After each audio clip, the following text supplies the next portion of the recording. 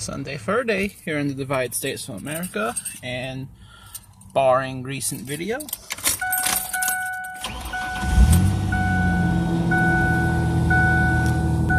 no hesitation, so yesterday's fix should be working. I actually want to take this first part of the video to point out a tip before you go on a long drive or just drive in general. Let it have about a minute to itself to warm up, get all the fluid circulating. Don't rev it. Especially if it's cold, don't rev it. You'll blow the block out of it. Let it warm up on its own. If it's especially cold, you should let this needle come up to operating temperature, which is about there for this model vehicle specifically. That's the operating temperature. Your owner's manual should tell you. Now, another thing you should look at is you should look at the idle RPMs. Now, mine's idling high right now. That could be a couple of reasons. It could be I just cleaned out the piston, so it's probably idling high because it's got clean pistons. It's idling higher than I've normally had it idle. There's a couple of things. Check your battery level. Mine's part dead because of this thing ran all night. My oil pressure, it's set normal.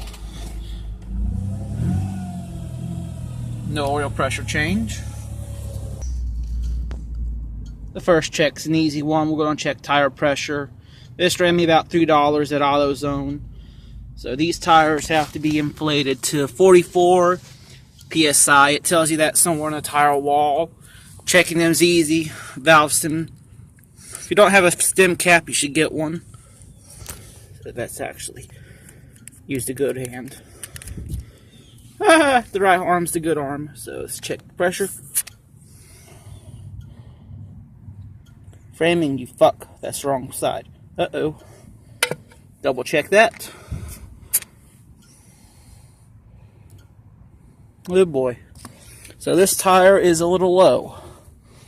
I'm not too concerned about that because it's not desperately low, but I'll put air in it anyways because I drive 100 miles a day. Your next two checks are under the hood, so go ahead and open the hood. This is a 4-liter V6. Check your oil. Just pull that out, check the stick. It's always best to check it while it's sat all night. The oil's down in the pan.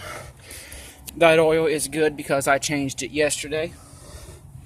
Check your radiator fluid, reservoir tank, that's empty. I know it's empty because I have a leaking hose I need to fix. Check the cap. If you have a cap, just check the cap. Make sure it's on. This is a pressurized system. That cap will pop off when it comes to pressure, and you will probably just, yeah, it's not good. So now we're going to check the air filter. I'm going to unclip the air filter fasteners. I'm going to pull the mass airflow sensor out just to make it easier to get down in there.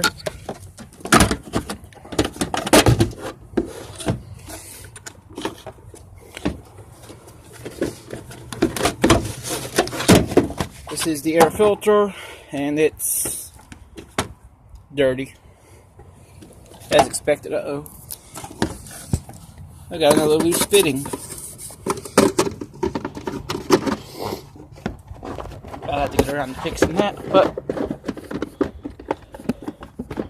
close that, button it back up. Uh-oh. While you're under it and you're over here, check your master cylinder. Brake fluid, that's full. Actually, it's over full. Oh dear. I'll have to bleed that just a little bit. Never overfill fluids. Check battery connections. This terminal should be good. They're both on there. Power steering fluid, I have a power steering problem, so I'm not going to bother checking that because I know it's malfunctioned on me. Check your throttle cable just so you can get to it.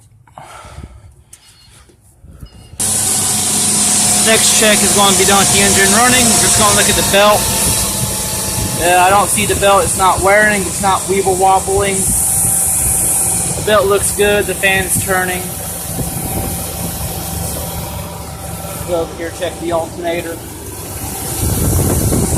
The alternator's good, the idler wheel's good, everything I can see is good. Your trans fluid back there, check that while it's at operating temperature and running, and you're good.